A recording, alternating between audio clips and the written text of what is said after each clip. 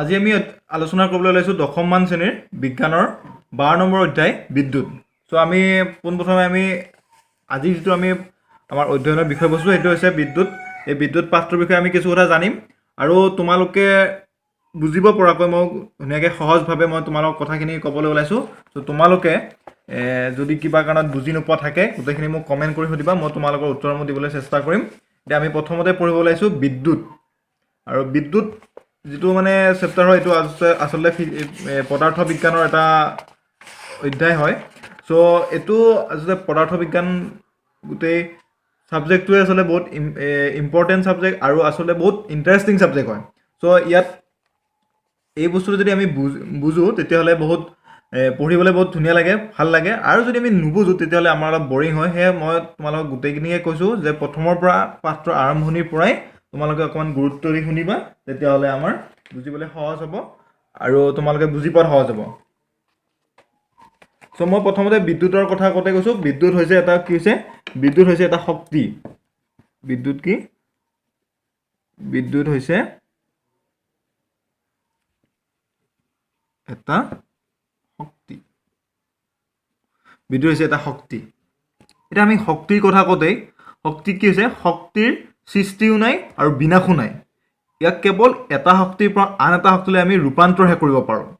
ঠিক তেনেদৰে আমি যেনেকৈ কওঁ বিদ্যুৎ আমি উৎপাদন কৰা বুলি, বিদ্যুৎ আমি যে কওঁ বিদ্যুৎ আমি উৎপাদন কৰিছোঁ বুলি, উৎপাদন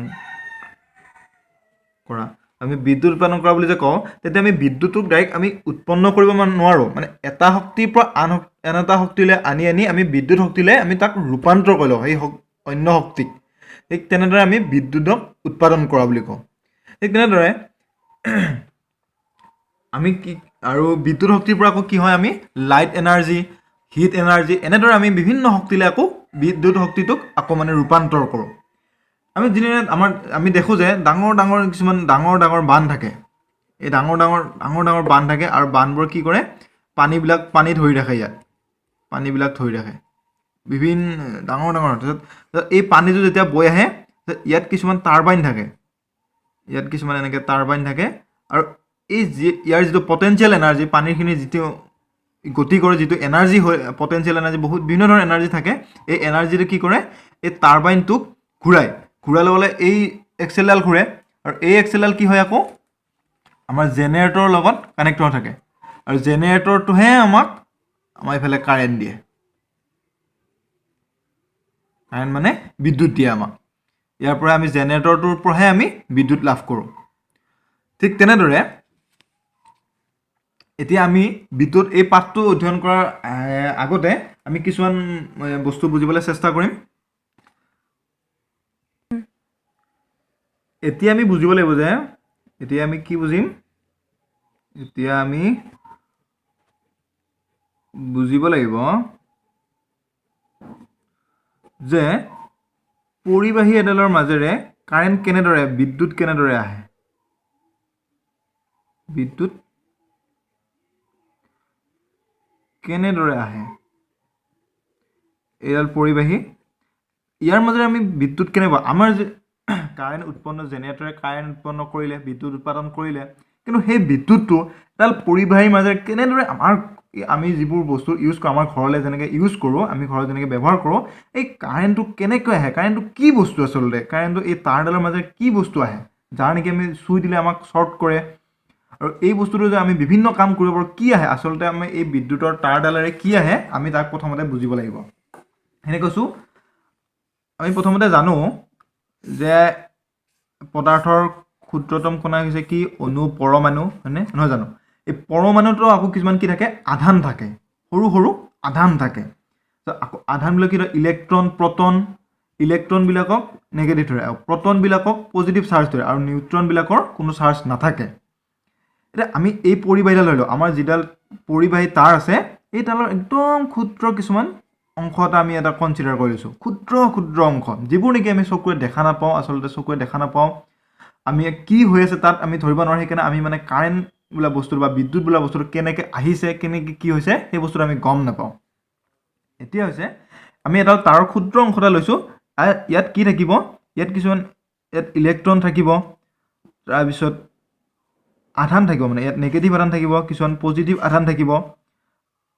এনেকৈ কিছুমান পজিটিভ আধান থাকিব আৰু এই আধানবোৰে কি কৰে এইটোৱে আনটোক এটা ফ'ৰ্চেৰে টানি থাকে বা বিকৰ্ষণ কৰি থাকে মই তাৰ এই কথাটো কোৱাৰ আগতে আমি আন এটা বস্তুলৈ আহিছোঁ যেতিয়া আমাৰ আধানৰ উপস্থিতিক লৈ কি কৰিছে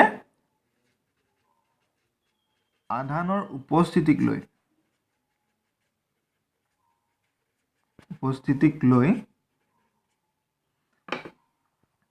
পদাৰ্থক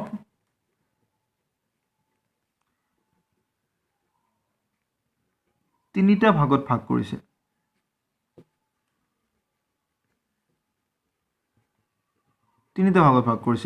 এক নম্বৰটো হৈছে ধনাত্মকভাৱে আহিত দ্বিতীয়টো হৈছে ঋণাত্মকভাৱে আহিত আৰু ৩ নম্বৰটো হৈছে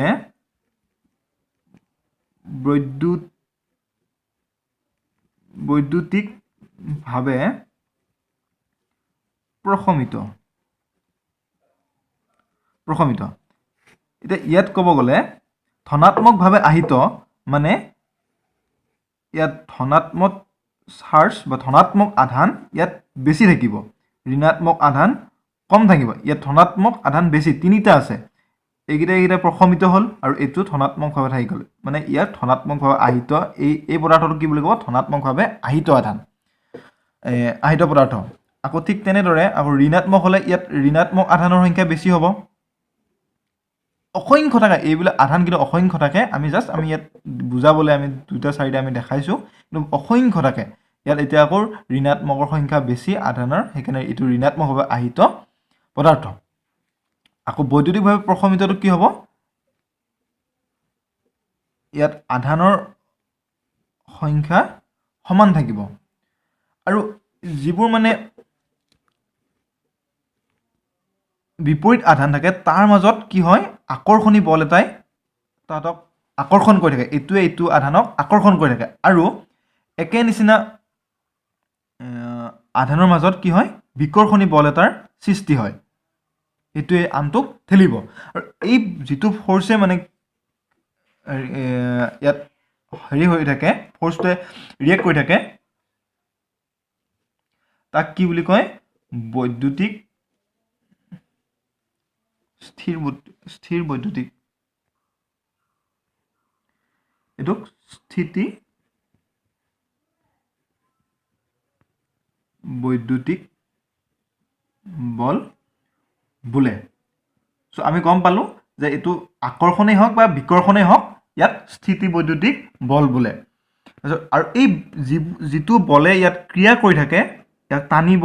বা ইয়াতে বিকৰ্ষণ কৰিব এই বলবোৰৰ সমষ্টিয়ে হৈছে বিদ্যুৎ এই বিদ্যুৎবোৰ আধানবোৰ এনেকৈ চলাচল কৰাৰ ফলতে কি হয় ইয়াত বিদ্যুতৰ এটা তাৰৰ মাজেৰে বিদ্যুৎ চালিত হয় বা বিদ্যুৎ প্ৰবাহিত হয় এতিয়া তোমালোকৰ পাঠটোত কুলম্ব এই ফ'ৰ্চটোৰ মানে এই ফ'ৰ্চটো কিমান হ'ব তাক এটা কুলম্বই এটা সূত্ৰ এটা দি থৈ গৈছে কুলম্ব হৈছে এজন বিজ্ঞানী তেওঁ এটা সূত্ৰ দি থৈ গৈছে যে ইয়াৰ ফ'ৰ্চটো কিমান হয় সেই বস্তু এই ফ'ৰ্চটো কিমান হ'ব এইটো কুলম্বৰ যিটো সূত্ৰ দিছে তাৰ সহায়ত আমি এতিয়া কুলম্বৰ সূত্ৰটো আমি এবাৰ চাম আমি চোৱাৰ পিছতেই আমি পাঠটোৰ অন্য বিষয়বস্তুলৈ আমি আগবাঢ়িম আমি প্ৰথমতে আহিছোঁ এতিয়া কুলম্বৰ সূত্ৰটো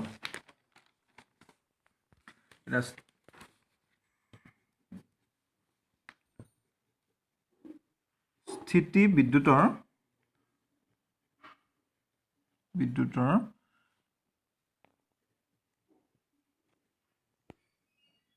কুলম্বৰ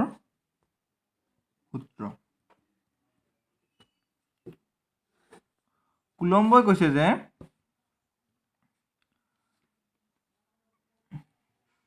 দুটা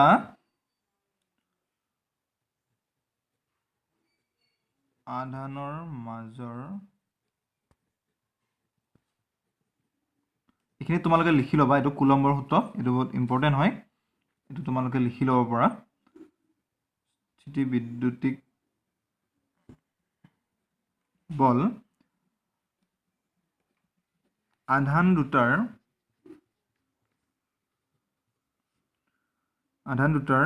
গুণফলৰ সমানুপাতিক আৰু সিহঁতৰ মাজৰ দূৰত্বৰ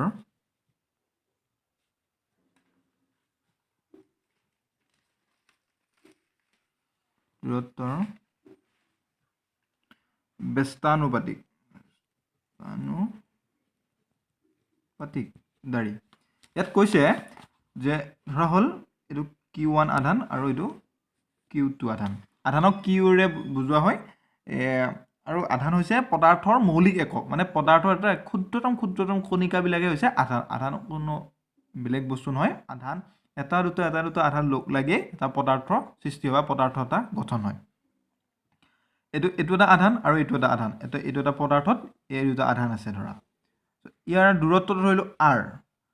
আৰু ইয়াত হেৰি কৰি আছে যেটো ফোৰ্সে এক কৰি আছে এইটো আমি f বুলি ধৰিছো এতিয়া কুলম্বই কি কৈছে তো দুটা কন্ডিশন দিছে যে এই ফোর্সটো কি বুলি কৈছে আধান দুটাৰ মাজৰ স্থিতিবৈদ্যুতিক বল আধান দুটাৰ গুণফলৰ সমানুপাতিক দূৰত্বৰ এইটো এটা ৰৈ গৈছে দেই বৰ্গৰ ব্যস্তানুপাতিক তাৰ গুণফলৰ সমানুপাতিক মানে f এইটো সমানুপাতিক চিন বুলি কয় কি হৈছে q1 আৰু q2 মানে এই দুটা ইনটু হৈ আছে এইটো সমানুপাতিক এইটো আমি ইকুৱেশ্যন 1 বুলি কলো আৰু এটা কন্ডিশন কি কৈছে আৰু সিহঁতৰ মাজৰ দূৰত্বৰ ব্যস্তানুপাতিক f টো আকৌ কি হয় বুলি কৈছে ব্যস্তানুপাতিক কি বুলি ক'লে কি হয় এনেকৈ দি উঠি 1/r এটা বৰ্গ দূৰত্বৰ বৰ্গৰ ব্যস্তানুপাতিক মানে r স্কয়াৰ হ'ব এইটো হৈছে ব্যস্তানুপাতিক এইটো সমানুপাতিক ব্যস্তানুপাতিক 1/, এনেকৈ লিখলে সমানুপাতিক মানে কি আৰু ব্যস্তানুপাতিক মানে কি মই তোমালোকক ক'ব বিচাৰিছো সমানুপাতিক মানে এটো যদি বাঢ়ে এটো বাঢ়িব এটো যদি কমে এটো কমিব এটো কমিলে এটো কমিব এটো বাঢ়িলে এটো বাঢ়িব মানে এটা সমান অনুপাতত বঢ়া কমা হয় আকৌ ব্যস্তাটো মানে ব্যস্তানুপাত মানে হৈছে এটো বাঢ়িলে এটো কমিব এটো বাঢ়িলে এটো কমিব এয়া সমানুপাতিক আৰু ব্যস্তানুপাতিক নিশ্চয় তোমালোকে বুজি পাইছা যদি কিবা কনফিউজন থাকে মোক তোমালোকে কমেন্ট কৰি জনাবা মই নিশ্চয় তোমালোকক হেল্প কৰিম এতিয়া আমি কি কৰিব এই দুটা মিলি কেনে 1 and 2 মিলি কেনে আমি কি কৰিম এটো দিলো এটো r স্কয়াৰ আমি দিলো এটো সমান অনুপাত হৈ আছে এটো আমাক কি লাগে f টো সমান লাগে f কিহৰ সমান আমি হেতুৱে জানিব বিচাৰো f কাৰোবাৰ সমানুপাতিক হৈ আছে এটা সমান অনুপাতত হে আছে এতিয়ালৈকে f টো ইহতৰ সমান হোৱা নাই সমান হোৱাৰ কাৰণে কি কৰিব লাগিব আমি এটা ধ্ৰুৱক দিব লাগিব সমান দিলে আমি এটা ধ্ৰুৱক দিব লাগিব আৰু কেটো হৈছে সমানুপাতিক ধ্ৰুৱক যিয়ে নেকি ইহ দুটাক সমান কৰি তুলিব q2 r স্কয়াৰ যত কে সমানুপাতিক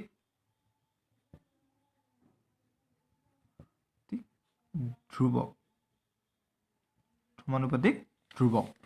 আৰু কেৰ ভ্যালুটো হৈছে 9 × 10⁹ নিউটন স্কয়াৰ লম স্কয়াৰ আৰু এটা মই ইয়াতে এইখিনিতে আৰু এটা কথা কৈছো আধানৰ মই কলোৱে আধান হৈছে পদাৰ্থৰ মৌলিক একক আৰু ইয়াৰ এসআই একক হৈছে আধানৰ এসআই একক হৈছে কুলম্ব আৰু ইয়া আমি সিৰে বুজোৱা যায় যে তোমালোকে কাৰেন্ট কেনেদৰে আহে কাৰেন্ট কেনেদৰে উৎপন্ন কৰা হয় কাৰেন্ট আসলে বিদ্যুৎ কি এটা যে শক্তি সেই বস্তুটো তোমালোকে বুজি পালা এতিয়া তোমালোকৰ আমাৰ পাঠ্যপুথিলৈ আহিছো পাঠ্যপুথিৰ 2 নম্বৰ পেজত লিখা আছে যে যদি কোনো পৰিবাহীৰ যিকোনো প্ৰচেছৰৰ মাজেৰে আই টি সময়ত মুঠ কিউ আধান চালিত হয় তেতিয়া প্ৰচেছৰটোৰ মাজেৰে বিদ্যুৎ প্ৰবাহ হ'ব I = Q/T ইয়াত কৈছে যদি কোনো পৰিবাহীৰ যিকোনো প্ৰচেছৰৰ মাজেৰে টি সময়ত মুঠ কিউ আধান চালিত হয় তেতিয়া প্ৰচেছৰটোৰ মাজেৰে বিদ্যুৎ প্ৰবাহ হ'ব আই। ধৰা হ'ল এটা আমাৰ পৰিবাহী, তাৰ যিকোনো প্ৰচেছৰৰ মাজেৰে যদি কিউ আধান যদি চালিত হয়, এফালৰ পৰা যদি এফালে যদি গতি কৰে, মানে এফালৰ পৰা আনফালে গতি কৰে, চ' তাৰ ফলত যদি টি সময়ত তেতিয়া প্ৰবাহ, তাৰ মাজেৰে আমি প্ৰবাহ যোৱা বুলি বা প্ৰবাহ হৈছে বুলি আমি ক'ব পাৰিম। এই সূত্ৰটো হৈছে I is equal to Q by T। ইয়াত টি সময় মানে এটা নিৰ্দিষ্ট সময়ৰ কথা বুজাবৰ কাৰণে ইয়াত টি ব্যৱহাৰ কৰিছে, আৰু নিৰ্দিষ্ট পৰিমাণৰ এটা আধানৰ পৰিমাণৰ কথা বুজাবলৈ ইয়াত কিউ ব্যৱহাৰ কৰিছে। কিউ অন্য কাৰণ নহয়, আমি আধানক আমি কিউৰে বুজাওঁ, আৰু সময়ক আমি কি টিৰে বুজাওঁ, মানে টাইমেৰে। সেইকাৰণে আমি টি ইয়াত হেৰি কৰিছোঁ, আৰু কাৰেণ্টৰ প্ৰবাহক আইৰে বুজোৱা যায়। এতিয়া গম পালোঁ আধান যোৱাৰ কাৰণে ইয়াক কিউ দিছে, টি সময়ত কিউ পৰিমাণৰ আধান গ'লে তেতিয়া প্ৰবাহ হ'ব আই। এইখিনি বুজিলোঁ। এতিয়া আমাৰ যিটো কাৰেণ্টৰ এছআই একক আছে, আমাৰ প্ৰতিটো বস্তুৰে কিছুমান এছআই একক আছে, আৰু এই এছআই এককবোৰে আমি যেতিয়া আমি কিছুমান প্ৰব্লেম কৰিম, আমি প্ৰব্লেমবিলাক ছল্ভ কৰোঁতে সদায় আমি এছআই এককতহে বস্তুবিলাক কৰিম, আৰু যদি এছআই একক নাথাকে আমি এছআই এককলৈ নি থ'ব লাগিব। আমি যেনেকৈ অকণমান আগতে পাই আছোঁ যে আধানৰ এছআই একক কুলম্ব, ঠিক তেনেদৰে কাৰেণ্টৰ এছআই একক আছে। কাৰেণ্টৰ এছআই একক হৈছে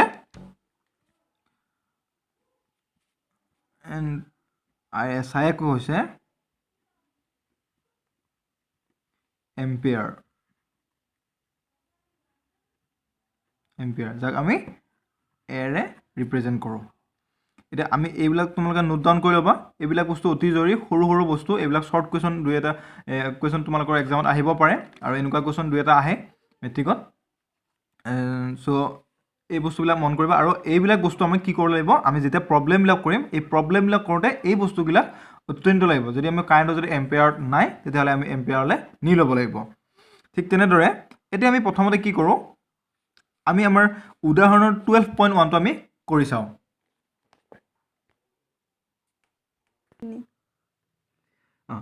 উদাহৰণ 12.1, ইয়াত কি কৈছে, এটা বৈদ্যুতিক বাল্বৰ তাঁৰডালে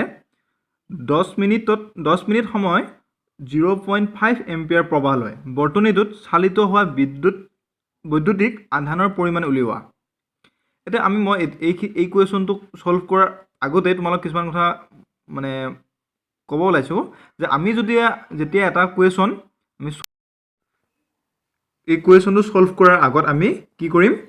এই কুৱেশ্যনটো ভালদৰে আমি 2-3 পঢ়ি ল'ম। পঢ়ি লৈ উঠি ইয়াত কি কি দিয়া আছে আমাক, আৰু আমি কি উলিয়াব লাগে, সেই বস্তুটো আমি বুজি পাব লাগিব, তেতিয়াহে আমি কুৱেশ্যনটো ছল্ভ কৰিব পাৰিম।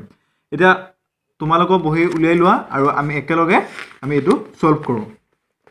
এতিয়া আমি ছল্ভ কৰিব লৈছোঁ।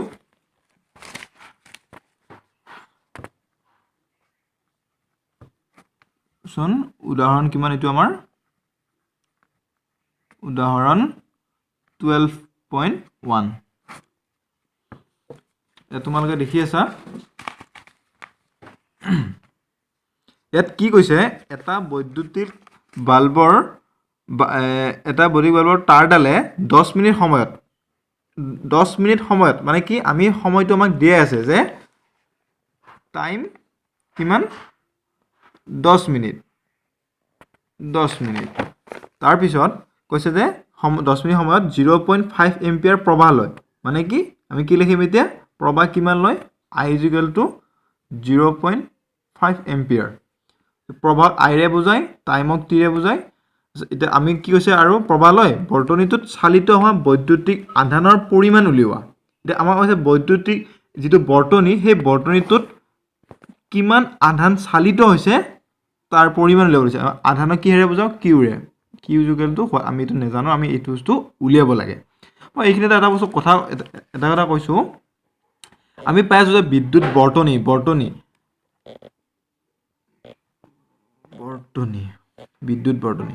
চ' এই বিদ্যুৎ বৰ্তনী অন্য একো নহয়। বিদ্যুৎ বৰ্তনী হৈছে আমি যিটো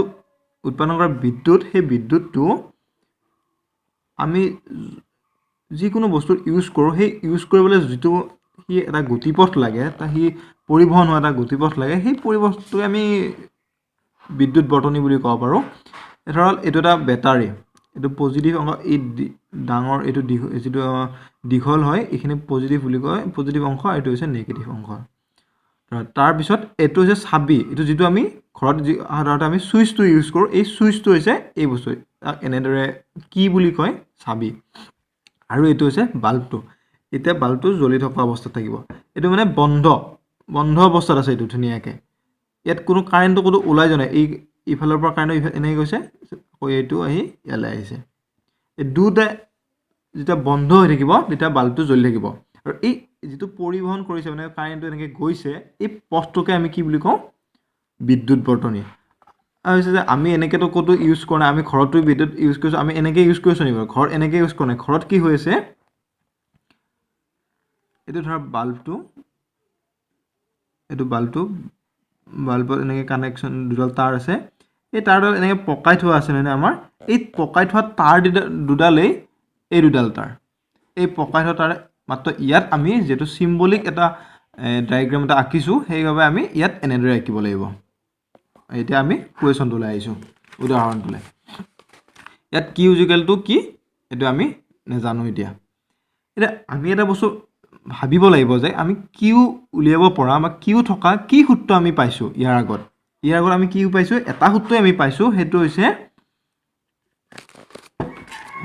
হৈছে কিউ ইকুৱেলটো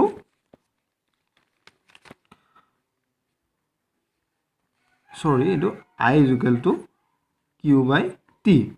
চ'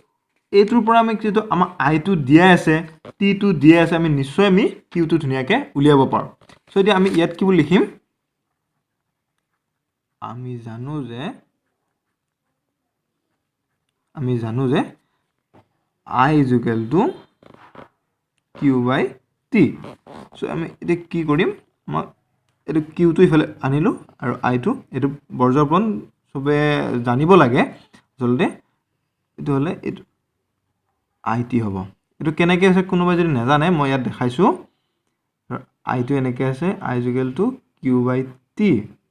চ' এইটো আই আছে তলত এটা 1 আছে আৰু এইটো কিউ আৰু এইটো টি এইটো এনেকৈ পূৰণ হ'ব আৰু এইটো এনেকৈ হ'ব বৰ্জ পূৰণ বুলি কয় এইটো হ'লে কিউ আৰু 1 মানে কিউৱে হ'ব আৰু এইটো আই টি এইটো এতিয়া হ'ল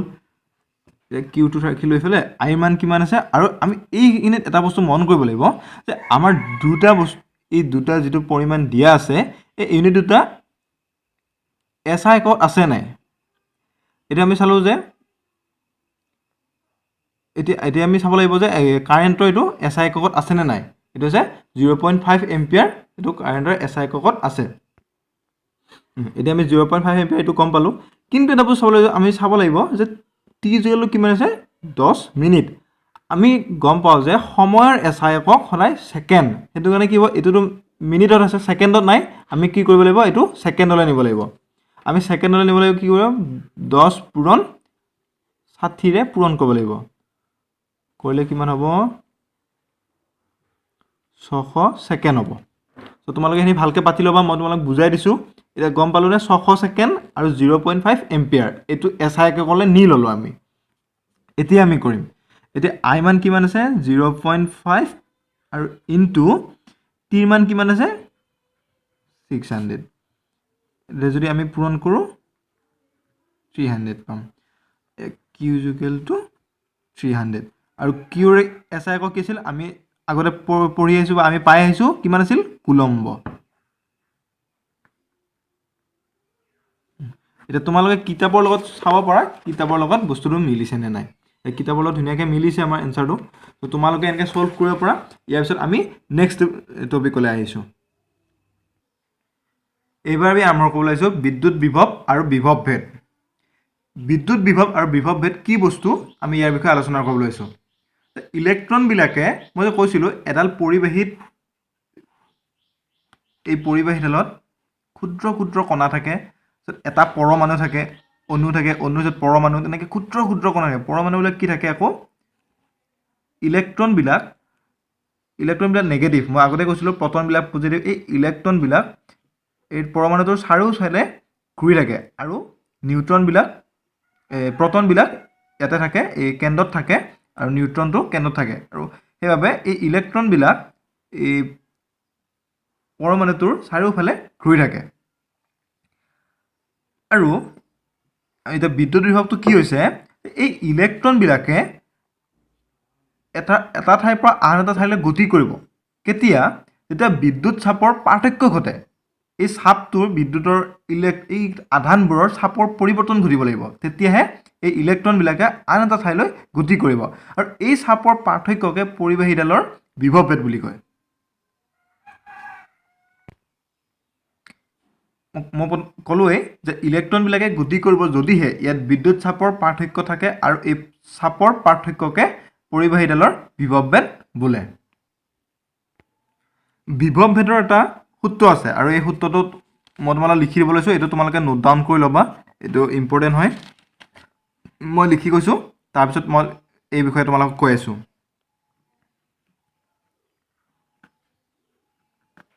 প্ৰবাহযুক্ত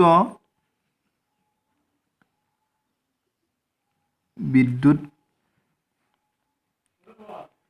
বৰ্তনীৰ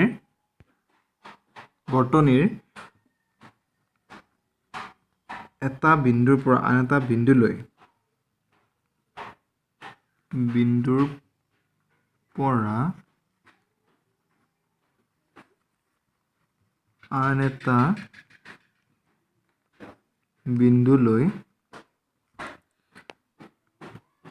একক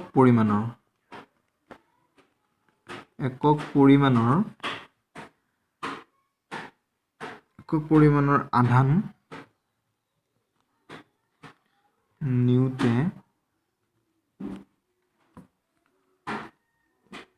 কৰা কাৰ্যকে বিন্দু দুটাৰ মাজৰ বিভৱভেদ বোলে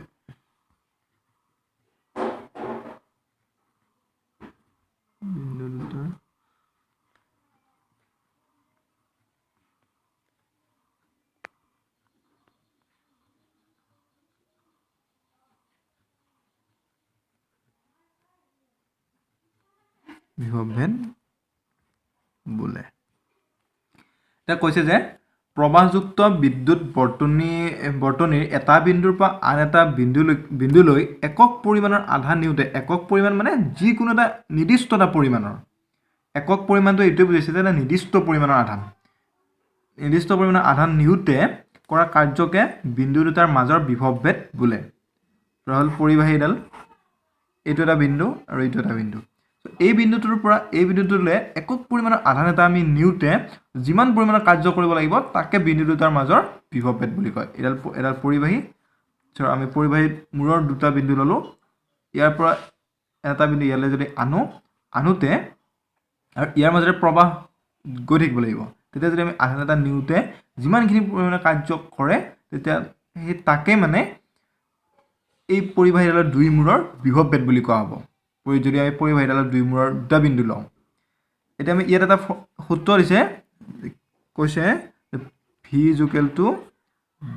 W/Q ইয়াত W টো হৈছে আমি আধানটো নিওঁতে কৰা কাৰ্য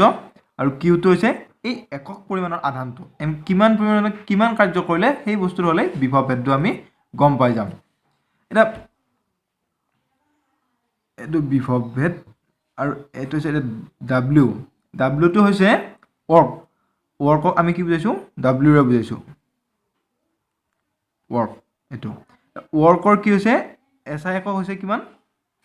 আমি ক্লাছ 9ত পাই আছোঁ যে একক হৈছে জুল এইটো জেৰে বুজায় আৰু আমি আধানৰ SI একক আমি অলপতে পাই আহিলোঁ কুলম্ব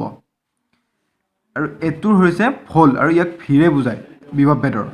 চ' মই লিখি আছোঁ বাৰু ধৰা হ'ল ভি বুলি ধৰিছোঁ এতিয়া আমি এক কুলম্ব আধান আমি এটা বিন্দুৰ পৰা আন এটা বিন্দুলৈ আনোতে যদি 1 জুল কাৰ্য কৰে তেতিয়া এইফালে বিভৱভেদ কিমান হ'ব 1 ভোল্ট হ'ব 1 ভোল্ট তেতিয়া আমাৰ কিমান হ'ব 1 জুল কাৰ্য আৰু 1 কুলম্ব মানে 1 কুলম্ব আধান এটা বিন্দুৰ পৰা আমি আন এটা বিন্দুলৈ আনিলোঁ, আনতে কিমান কাম কৰিছে 1 জুল কাৰ্য কৰিছে, তেতিয়া আমি তাক এই তাৰডালৰ বিভৱভেদৰ আমি কিমান বুলি ক'ম 1 ভোল্ট বুলি ক'ম। এতিয়া আমাৰ ইয়াত কুৱেশ্যন তোমালোকৰ পাঠ্যপুথিত আছে চাগে 1 ভোল্টৰ সংজ্ঞা দিয়া বুলি থাকিব পাৰে, তেতিয়া আমি লিখিব লাগিব যে 1 ভোল্টৰ সংজ্ঞা, 1 ভোল্টৰ সংজ্ঞা।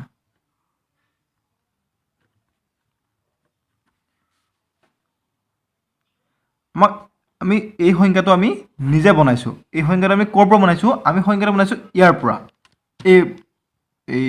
এই যিটো আমাক ফৰ্মুলা দিছিলে বা এইটো আমাক থিয়ৰী দিছিলে, এই থিয়ৰীটোৰ পৰা আমি লিখিম যেতিয়া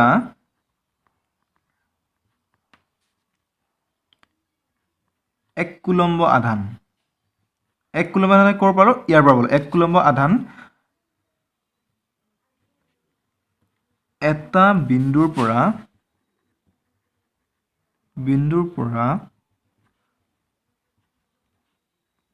আন এটা বিন্দুলৈ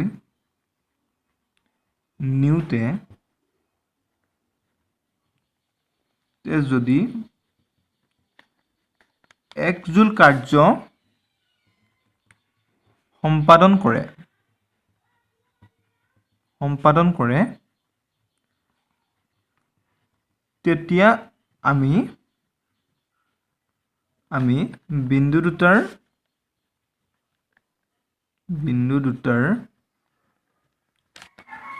মাজৰ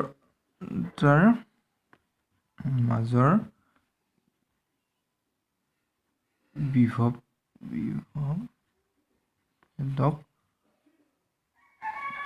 1 ভোল্ট বিভৱভেদ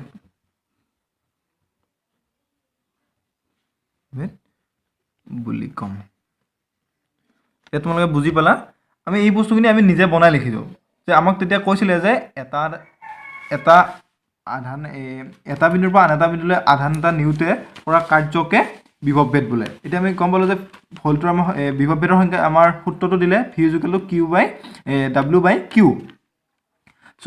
এতিয়া আমি বুজি পালোঁ যে যেতিয়া 1 কুলম্ব আধান এটা বিন্দুৰ পৰা আন এটা বিন্দুলৈ নিওঁতে যদি 1 জুল কাৰ্য সম্পাদন কৰে তেতিয়া কি হ'ব, তেতিয়া আমি বিন্দু দুটাৰ মাজৰ বিভৱভেদক 1 ভোল্ট বুলি ক'ম। এতিয়া তোমালোকে বুজি পালা। চ' এতিয়া আৰু এটা বস্তু মই বুজাই দি আছোঁ, ইয়াত আমি এনেকৈ লৈছোঁ 1 ভোল্ট = 1 জুল/1 কুলম। আমি এই বস্তুটো এনেকৈ লিখিব পাৰোঁ, 1 থাকিলে তলত 1 থকাৰ কোনো হেৰি নাই, যুক্তি নাই, 1 জুল বাই এনেকৈ লিখে। আকৌ কিছুমানে লিখে 1 জুল/কুলম। এই ইনভাৰ্চ 1 যে এইটো ইনভাৰ্চ বুলি কয়, এইটো মানে হৈছে যে এইটো তলত আছে, মানে এইটো এনেকুৱা পদ্ধতিত আছে বস্তুটো, সেইকাৰণে আমি এইটো ইনভাৰ্চ বুলি দিয়ে। তোমালোকে বুজি পালা নিশ্চয়। ইয়াৰ পিছত আমি তোমালোকে কিতাপখনলৈ যাম। ইয়াৰ পিছত এটা কুৱেশ্যন আছে, এইটো তোমালোকে এইটো কুলম ইয়াত দিয়া আছে ধুনীয়াকৈ, তোমালোকে দেখিলাই। চ' ইয়াৰ পিছত আমাৰ এটা কুৱেশ্যন আছে, উদাহৰণ 12.2। চ' এইটো আমি আকৌ চলিউশ্যন কৰি চাওঁ। এইটো আমি আজি আমাৰ হয়তো এইটোৰ পৰা আমি ক্লাছটো সমাপ্ত কৰিম, আজি প্ৰথম খণ্ডতে এইখিনিতে সমাপ্ত কৰিম। চ' আমি এই 12.2টো আমি প্ৰথমতে আমি চল্ভ কৰিম। এইটো উদাহৰণ 12.2। চ' ইয়াত আমি প্ৰথমতে চাম, মই যেতিয়া তোমালোকক কৈছিলোঁ যে কুৱেশ্যনটো প্ৰথমতে আমি পঢ়ি চাব লাগে, কুৱেশ্যনটো পঢ়াৰ পিছতহে আমি কি দিয়া আছে কি দিয়া নাই বস্তুটো বুজি পাম, আৰু আমি কি উলিয়াব লাগে সেই মেইন বস্তুটো আমি বুজি পাম। ইয়াত দিয়া আছে যে 12 ভোল্টৰ বিভৱভেদৰ দুটা বিন্দুৰ 12 ভোল্টৰ বিভৱভেদ দুটা বিন্দুৰ মাজেৰে 2 কুলম আধান চালিত কৰোঁতে কিমান কাৰ্য কৰিব লাগিব। এইটো কোটেই সহজ, আমাক দিয়া আছে 12 ভোল্টৰ বিভৱভেদৰ দুটা বিন্দু, মানে কি দুটা বিন্দু দুটাৰ এই আমি ধৰিলৈ পৰিবাহীডালৰ দুটা বিন্দু, এই দুটা বিন্দুৰ মাজৰ বিভৱভেদ কিমান বুলি কৈছে 12 ভোল্ট। তাৰপিছত আকৌ কি কৈছে, ইয়াৰ মাজেৰে কিমান আধান পাৰ হৈ গৈছে, কিউটো কিমান গৈছে 2 কুলম। চ' এতিয়া আমি এইখিনিৰ পৰা এইখিনি আধান হেৰি মানে আনোতে কিমানখিনি কাৰ্য কৰিছে এই কাৰ্যৰ পৰিমাণটো আমাক ডব্লিউটো উলিয়াব দিছে তো আমি নিশ্চয় উলিয়াব পাৰিম এতিয়া আমি কি দি আছে প্ৰথমতে গিভেন ডেট বা দিয়া আছে গিভেন ডেট মই কিছুমান ইংলিছ টাৰ্ম ইউজ কৰিছোঁ তোমালোকৰ বুজি পাবৰ কাৰণে এইটো ইমান একো টান নহয় গিভেন ডেট মানে এইটো দিয়া আছে তো কি দিয়া আছে আমাক প্ৰথমতে আমি ভি লিখিম বিভৱ ভেদ কিমান দিয়া আছে আমাক 12 ভোল্ট তাৰপিছত আমাৰ আৰু কি দি আছে কিউ দি আছে আধান কিমান দি আছে 2 কুলম তো আমি চালো এটা দুটা এসআই এককত আছে আমাৰ ইয়াক কোনো আমি বেলেগলৈ আৰু ট্ৰান্সফাৰ কৰিব নালাগে যদি বেলেগত থাকিলেহেঁতেন তেতিয়াহ'লে আমি আকৌ এসআই এককলৈ নিলোহেঁতেন এতিয়া আমি উলিয়াব লাগে কি ডব্লিউ ইকুৱেলটো হোৱাট দিছিলোঁ আমি মানে এইটো উলিয়াব লাগে উই নো ডেট মানে আমি জানো যে আমি কি জানো আমি বাৰু এই ডব্লিউ থকা মানে কিবা সূত্ৰ জানো নেকি মানে কিবা সূত্ৰত ডব্লিউ আছে এনেকৈ আমি জানো নেকি বা আমি পাই আহিছোঁ নেকি আমি প্ৰথমতে সেই বস্তুটো চাম আমি এটা সূত্ৰ পাই আহিছোঁ কি সূত্ৰ পাই আহিছোঁ ডব্লিউ বাই কিউ আমি এই সূত্ৰটো পাই আহিছোঁ আমি চাম যে ভিটো আমাক দিয়া আছে কিউটো আমাক দিয়া আছে আমি ডব্লিউটো ধুনীয়াকৈ উলিয়াব পাৰিম চ' আমি এই সূত্ৰটো ইয়াত আমি লিখা হয় উই নো ডেট আমি জানো যে V is equal to W by Q চ' ইয়াৰ পিছৰখিনি মই নেক্সট পেজত আৰম্ভ কৰিছোঁ তোমালোকে চাই থাকা V is equal to W by Q চ' আমাক উলিয়াব লাগে কি ডব্লিউ আমি আকৌ আগৰ পথৰে বজ্ৰপূৰণ কৰিলে কি হ'ব ডব্লিউটো ইফালে আহিব সমান চিহ্ন ইফালে আৰু ভি কিউটো ইফালে থাকিব ভি কিউ চ' আমি ডব্লিউ ভিৰ মান কিমান আছে 12 আৰু কিউৰ মান আছে কিমান 2 বাৰ কিমান 24 আৰু ৱৰ্কৰ এছআই আকৌ কিমান জুল এতিয়া তোমালোকে চোৱা কিতাপৰ লগত মিলাইছোঁ কিতাপৰ লগত তোমালোকৰ ধুনীয়াকৈ এতিয়া আমি কিতাপৰ লগত মিলাই চালোঁ উত্তৰটো আৰু উত্তৰটো ইয়াত 24 জুল আছে আমাৰ 24 জুলেই হৈছে এতিয়া আমি এই অংকটো কৰিলোঁ আৰু তোমালোকক এইখিনিতে এটা কথা ক'বলৈ লৈছোঁ তোমালোকৰ এই প্ৰশ্নবোৰ থকা এইবোৰ প্ৰশ্ন তাৰপিছত ইয়াৰ আগতো আমি কিছুমান প্ৰশ্ন পাই আছোঁ এইবোৰ এই প্ৰশ্নবোৰ মই তোমালোকক নোটছ আকাৰে লিখি কেনে মইতো সহজ ভাষাত লিখি কেনে দিবলৈ চেষ্টা কৰিম চ' এইবোৰ পিছৰ ভিডিঅ'ত তোমালোকে মোৰ ভিডিঅ'বিলাক চাই থাকিবা মই পিছত এইবোৰৰ কথা আলোচনা কৰিম এইবোৰ তোমালোকক দিম আৰু যদি তোমালোকে মোৰ আজি প্ৰথম খণ্ডটো ইয়াতে সমাপ্ত কৰিছোঁ চ' তোমালোকে এইখিনি যদি বুজি পাইছা তো তোমালোকে কিছু কথা যদি এই বিদ্যুৎ পাঠটোৰ বিষয়ে যদি কিছু কথা যদি জানিব পাৰিছা তেতিয়াহ'লে আজি মোৰ ভিডিঅ'টো লাইক কৰি দিবা কমেণ্ট কৰিবা আৰু মোৰ চেনেলটো ছাবস্ক্ৰাইব কৰিবা নতুনকৈ খুলিছোঁ তোমালোকৰ সহায় সহযোগিতাৰে নিশ্চয় আগবাঢ়ি যাব পাৰিম আৰু তোমালোকক সদায় এনেদৰে সহায় কৰি যাম বুলি মই কথা দিলোঁ আৰু এইখিনিয়ে কৈ আজি ভিডিঅ'টো সমাপ্ত কৰিছোঁ ধন্যবাদ